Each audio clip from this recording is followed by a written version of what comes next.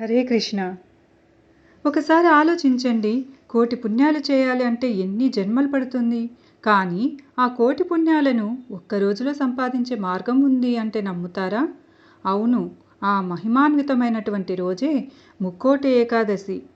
ప్రతి సంవత్సరం పుష్యమాసంలో వచ్చే శుక్లపక్ష ఏకాదశిని వైకుంఠ ఏకాదశి అని, ముక్కోటి ఏకాదశి అని, స్వర్ణద్వార ఏకాదశి అని పిలుస్తారు. కానీ కానీ ఈరోజు ఉత్తర ద్వారం గుండా మాత్రమే స్వామిని ఎందుకు దర్శించుకోవాలి? ఈ పేర్లు ఎందుకు వచ్చాయి? ఈ పుణ్యదినం వెనుక దాగున్నటువంటి ఆ రహస్యాలేంటి? అసలు కర్త ఏంటి? రండి, ఈ అద్భుత ఆధ్యాత్మిక ప్రయాణంలో అందరూ కలిసి నడుద్దాం. ముక్కోటి ఏకాదశి అనే పేరు వెనుక దాగి ఉన్న మహిమ, ఏడాదికి 24 ఏకాదశిలు వస్తాయి. కానీ వాటిలో ఈ ఒక్కదానికి ఇంత ప్రాముఖ్యత ఎందుకు? సూర్యుడు ఉత్తరాయణానికి మారే ముందు ధనుర్మాసంలో మకర సంక్రాంతికి ముందు వచ్చే ఈ ఏకాదశి రోజున ఆశ్చర్యకరమైనటువంటి విషయం ఏంటంటే, ఈరోజు సాక్షాత్తు శ్రీ మహావిష్ణువు గరుడ వాహనధారుడై 33 కోట్ల దేవతలతో కలిసి భూలోకానికి దిగివచ్చి ఆయన భక్తులకు దర్శనమిస్తారు. అందుకే 3 కోట్ల ఏకాదశి అని పేరు వచ్చింది. ఇక మరో అర్థం కూడా ఉంది. ఈ ఒక్క ఏకాదశి వ్రతం 3 కోట్ల ఏకాదశుల పుణ్యఫలాన్ని ప్రసాదిస్తుంది. ఇంకా ఈ రోజునే వైకుంఠ వాకిళ్ళు తెరుచుకుంటాయి. అందుకే దీన్ని వైకుంఠ ఏకాదశి అని పిలుస్తారు. దక్షిణాయనంలో మరణించిన పుణ్యాత్ములకు స్వర్గప్రవేశం కలిగించే రోజు కాబట్టి స్వర్గధార ఏకాదశి అని కూడా పిలుస్తారు.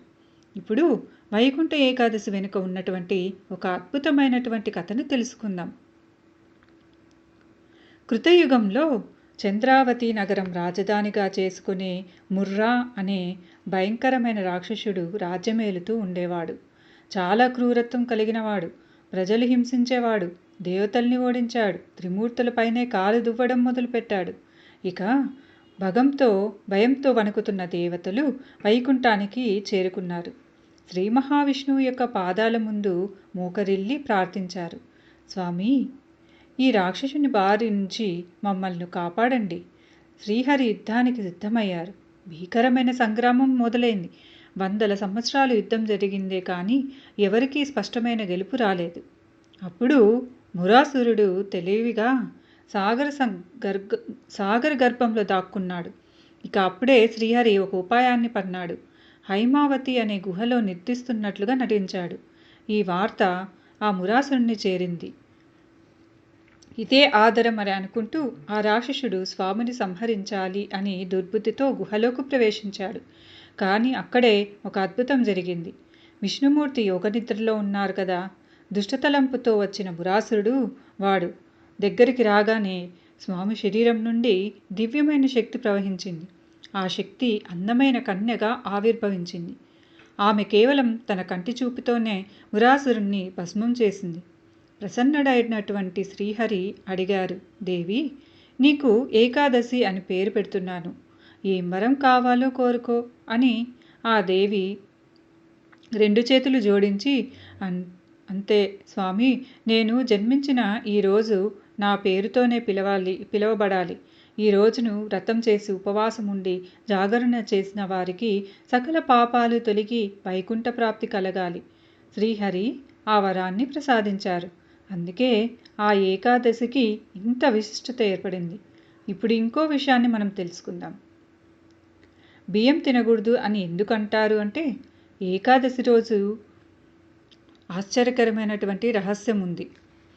ఏకాదశి రోజున మురాసురుడు బియ్యంలో దాక్కుంటాడు అని విష్ణు పురాణం చెప్తుంది. అందుకే ఈరోజు బియ్యంతో చేసిన ఏ పదార్థాన్ని తీసుకోకూడదు. అయితే దీనిలో ఒక ఆధ్యాత్మిక అర్థం కూడా దాగి ఉంది. అదేది అంటే, ముర అంటే తామసిక రాజసిక గుణాలకు ప్రతీక. ఉపవాసం మరియు జాగరణ ద్వారా వీటిని జయిస్తే సత్వగుణం లభించి ముక్తి మార్గంలో సుగమం అవుతుంది. అందుకే ఇలా చెప్పారు. ఉత్తర ద్వారం మధుకైటపుల అద్భుత కథ. ఇప్పుడు ఈ కథను తెలుసుకుందాం. ఉత్తర ద్వారం గుండా దర్శనం ఎందుకు చేసుకోవాలో చెప్పే మహాద్భుతమైనటువంటి ఈ పురాణ కథను శ్రద్ధగా వినండి. ఒకానొకప్పుడు శ్రీ మహావిష్ణువు పాలసముద్రంలో శేషతల్పంపై యోగనిద్రలో ఉన్నారు. ఆయన చెవిలోని మలినాల నుంచి 2 భారీ రాక్షసులు ఆవిర్భవించారు. వారు మదుడు, కైటబుడు. 2 సోదరులు సముద్రమంతా కలిసి తిరిగేవారు. మనం ఎలా పుట్టాం, మనకు మూలం ఏంది, ఇలాంటి ప్రశ్నలతో ఎప్పుడూ సతమతమవుతూ ఉండేవారు. శ్రీ మహావిష్ణువు నుంచి జన్మించడం వల్ల వారికి కొన్ని అద్భుతమైనటువంటి విశేష శక్తులు లభించాయి. ఒకరోజు అనంత జలరాశులు సంచరిస్తుండగా పద్మాసనంపై కూర్చున్నటువంటి బ్రహ్మదేవుడు వారికి కనిపించాడు. వారి మనసులో ఓ దుష్ట ఆలోచన మొదలైంది. ఓ బ్రహ్మ, మాతో యుద్ధానికి రా, లేకపోతే ఈ పద్మాసనాన్ని విడిచి పారిపో. బలహీనులకు ఈ ఆసనం తగదు. బ్రహ్మదేవుడు భయంతో వణికిపోయాడు. వెంటనే శ్రీ మహావిష్ణువును ప్రార్థించారు. శ్రీహరి ప్రత్యక్షమయ్యారు. మధుకైటభ, మీరు నా నుంచి ఆవిర్భవించినారు. ఈ రాక్షసత్వాన్ని వదిలేయండి. ఏం వరం కావాలో కోరుకోండి అని అన్నారు. వెంటనే ఆ రాక్షసులు పకపకా నవ్వారు. ఏంటి, నువ్వు మాకు వరం ఇస్తావా? అది మాకు చాలా అవమానం. మేమే నీకు వరం ఇస్తాం. ఏం కావాలో కోరుకో అని అహంకారంతో పలికారు. ఇక వెంటనే శ్రీహరి చిరునవ్వుతో అన్నాడు, సరే అయితే నేను కోరుకుంటున్నాను, మీరు నా చేతిలో మరణించాలి. గర్వభంగమైనటువంటి రాక్షసులు యుద్ధానికి సవాలు విసిరారు. అస్త్రాలు లేకుండా కేవలం చేతులతోనూ పిడిగుద్దులతోనూ ఎన్నో సంవత్సరాలు ఘోరమైన యుద్ధం జరిగింది. అప్పుడే అద్భుతం జరిగింది. యుద్ధంలో ఆ రాక్షసులు విష్ణుమూర్తి యొక్క శరీరాన్ని స్పర్శించారు.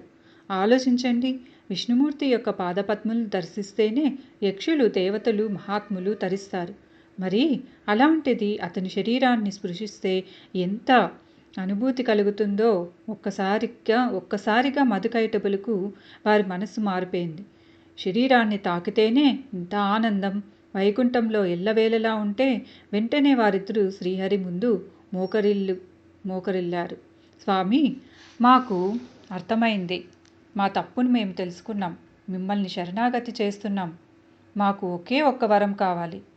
మమ్మల్ని ఎప్పటికీ వైకుంఠంలోనే, ఎప్పటికీ మీతోనే ఉండేలా అనుగ్రహించండి. శ్రీహరి ఆలోచించారు.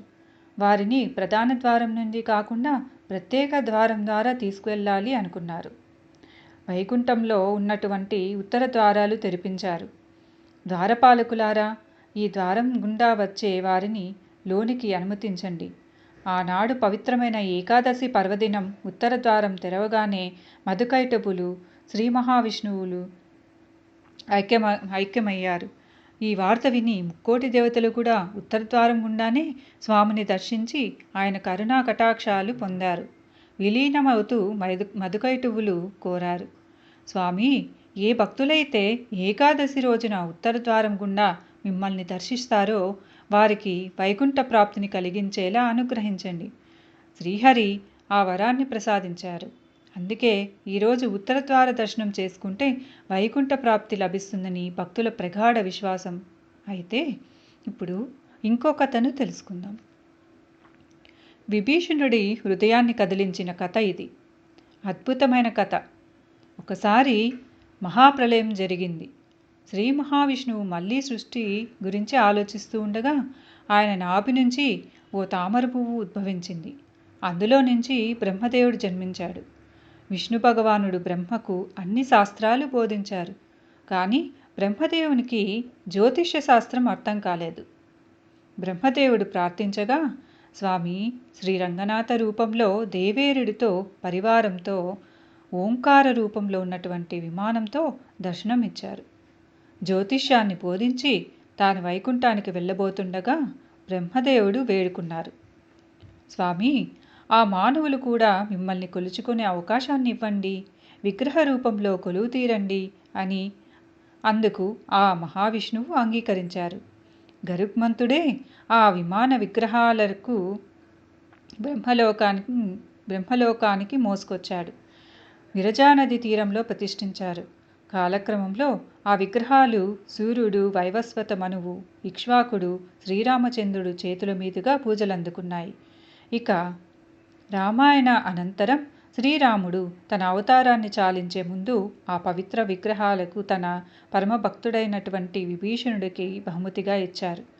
లంకలో ప్రతిష్ఠించుకో, నీ రాజ్యాన్ని పుణ్యభూమిగా మార్చుకో, కానీ ఒక్క షరతు విభీషణ, లంక చేరే వరకు ఈ విగ్రహాలను నేలపై పెట్టకూడదు. ఇక విభీషణుడు ఆనందంతో బయలుదేరాడు. కావేరీ నది తీరం చేరుకున్నాడు. అప్పుడు సంధ్యావందన సమయం అయింది. స్నానం చేసి సంధ్యావందనం ఆచరించాలి. కానీ విగ్రహాలను నేల పెట్టకూడదు. ఏం చేయాలి? అటో ఇటో చూశాడు. ఒక బాల బ్రహ్మచారి కనిపించాడు. బాలక, నేను సంధ్యావందనం చేసుకుని వచ్చే వరకు ఈ విగ్రహాలను జాగ్రత్తగా పట్టుకో అని అన్నారు. ఆ బాలుడు అన్నాడు, సరే, కానీ కొన్ని గడియలు మాత్రమే పట్టుకోగలను. సమయం మించితే కింద పడేస్తాను అని చెప్పాడు. విభీషణుడు వెళ్ళిపోయాడు. సమయం మించిపోయింది. ఆ బాలుడు విగ్రహాలను భూమిపై పెట్టేశాడు. పరిగెత్తుకు వచ్చాడు. ఆ బాలుడు భయంతో పరిగెత్తుకు వెళ్ళి దగ్గరలో ఉన్నటువంటి వినాయకుని యొక్క గుడిలో దాక్కున్నాడు. కోపంతో ఊగిపోతున్న విభీషణుడు లోపలికి వెళ్ళి ఆ బాలుడి తలపై గట్టిగా ముటిక్కాయ వేశాడు. ఆ క్షణంలో ఆ బ్రహ్మచారి వినాయక విగ్రహంలో ఐక్యమైపోయాడు. అప్పుడు తెలిసింది ఆ బాలుడు ఎవరో కాదు, సాక్షాత్తు ఆ గణనాథుడుని. విభీషణుడు క్షమాపణ కోరి రంగనాథ విగ్రహాలను కదిలించేందుకు ఎంతగానో ప్రయత్నించాడు. కానీ అవి భూమికి అతుకుపోయాయి. విభీషణుడు కన్నీళ్లతో వేడుకున్నాడు, స్వామి, లంకకు రండి. ఇక వెంటనే శ్రీరంగనాథుడు ప్రసన్నుడై పలికాడు, విభీషణ, ఈ ప్రదేశం నా నివాసంగా ముందే నిర్ణయించబడింది. దుఃఖించకు. ప్రతి వైకుంఠ ఏకాదశి నాడు ఇక్కడికి వచ్చి ఉత్తరద్వారం గుండా నన్ను దర్శించుకో. విభీషణుడు ప్రణమిల్లి వెంటనే లంకకు వెళ్ళిపోయాడు. ఇక ఆ ప్రదేశమే శ్రీరంగంగా ప్రసిద్ధి చెందింది. ఆ బాలుడు దాక్కున్న కోవెల తిరుచిలోని తచ్చి పిల్లయార్ కోవెలగా ప్రసిద్ధి చెందింది. ఇప్పటికీ ఆ వినాయకుని విగ్రహం పైన సొట్ట చూడవచ్చు. ఇప్పుడు ఇంకో కథను మనం తెలుసుకుందాం. నమ్మాల్వార్ కరుణ వైకుంఠ ప్రాప్తి. ఇది ఒక అద్భుతమైన కథ. వైకుంఠం 2 భాగాలుగా కలిగి ఉంటుంది. కార్యవైకుంఠం, ఇందులో మహర్షులు, దేవతలు, భక్తులు అందరికీ అనుమతి. రెండవది కరుణా వైకుంఠం, శ్రీహరిలో ఐక్యమయ్యే అర్హత ఉన్నవారికి మాత్రమే ఇది. ఒక ఆల్వారుల్లో ప్రసిద్ధుడైనటువంటి నమ్మాల్వారు స్వామి నాకు ఈ వైకుంఠ ప్రాప్తిని అనుగ్రహించు అని ప్రార్థించారు. ఆయన శాశ్వతమైన భక్తికి ప్రసన్నుడైనటువంటి శ్రీహరి కరుణ వైకుంఠ ప్రాప్తిని అనుగ్రహించారు. నమ్మాల్వారుకు ఈ రోజునే విష్ణులోక ప్రాప్తి కలిగింది. అందుకే వైష్ణవాలయంలో ఈరోజు పరమ పదోత్సవం జరుపుకుంటారు. ఇవి వైకుంఠ ఏకాదశి మరియు వైకుంఠ స్వర్గద్వారం వెనుక ఉన్నటువంటి కొన్ని అద్భుతమైనటువంటి కథలు. అయితే ఈ వైకుంఠ ఏకాదశి నాడు ఈ పవిత్ర దినాన్ని ఎలా ఆచరించాలో ఇప్పుడు తెలుసుకుందాం. తెల్లవారుజామున అంటే బ్రహ్మముహూర్తంలో నిద్రలేవాలి, స్నానం ఆచరించాలి, శుభ్రమైనటువంటి దుస్తులు ధరించాలి, పూజామందిరాన్ని శుభ్రపరచాలి, గడపకు పసుపు కుంకుమలు అలంకరించాలి, తోరణాలు ముగ్గులతో అలంకరణ చేయాలి. ఇక పూజా విధానం, లక్ష్మీనారాయణుడి యొక్క పటం లేదా విగ్రహాన్ని ఉంచాలి. కలశంలో నీరు, అక్షంతలు, పసుపు అలాగే కుంకుమ వేసి కొబ్బరికాయ ఉంచాలి. తెల్లని వస్త్రాన్ని చుట్టి మామిడి తోరణాలతో అలంకరించాలి. ఇక పూలు మరియు నైవేద్యం, తులసి దళాలు తప్పనిసరి. జాజిమాల అలంకరిస్తే సర్వ పాపాలు తొలగిపోతాయి.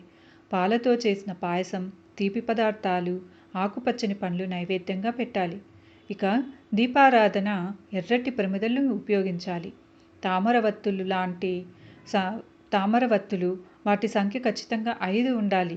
ఆవు నెయ్యి ఉత్తమం. ఒకవేళ నెయ్యి లభించకపోతే కొబ్బరి నూనెని ఉపయోగించండి. ఇక మంత్రజపం విషయానికి వస్తే ఓం నమో నారాయణాయ, ఓం నమో భగవతే వాసుదేవాయ ఈ మంత్రాలు జపించడం వల్ల సంకల్పించిన కార్యాలు దిగ్విజయంగా పూర్తవుతాయి. మరి వ్రత నియమాలు విషయానికి వస్తే నిరాహారంగా ఉండాలి. వృద్ధులు, బాలింతలు అలాగే అనారోగ్యంతో ఉన్నవాళ్ళు ఉపవాసం ఉండవలసిన అవసరం లేదు. అసత్యం ఆడరాదు, దుష్ట ఆలోచనలు చేయరాదు, రాత్రంతా జాగరణ చేయాలి. వీలైతే అన్నదానం చేయండి. మీ యొక్క స్తోమతకు తగ్గట్టు ద్వాదశి గడియలు దాటక మునిపే భోజనం చేయండి. ఇక ఉత్తర ద్వార దర్శనం మీ యొక్క పూజ ముగిసిన తర్వాత విష్ణుమూర్తి లేదా వెంకటేశ్వరుని యొక్క దేవాలయాలకు వెళ్ళి ఉత్తర ద్వారం గుండా స్వామివారిని దర్శించుకోవాలి. ఈరోజు ఉత్తర ద్వార దర్శనం చేసుకున్న వారికి వైకుంఠ ప్రాప్తి కలుగుతుంది. భక్తులారా, ఈ వైకుంఠ ఏకాదశి మన జీవితాలను పవిత్రం చేసుకోవడానికి ఒక అద్భుతమైనటువంటి అవకాశం. మేరు పర్వతం అంత పాపాన్ని కూడా ప్రక్షాళన చేయగల ప్రభావం ఈ ఏకాదశికి ఉంది. నియమనిష్టలతో వ్రతం ఆచరించాలి. శ్రీహరి కృపకు పాత్రలు కావాలి. ఓం నమో నారాయణాయ. హరే కృష్ణ.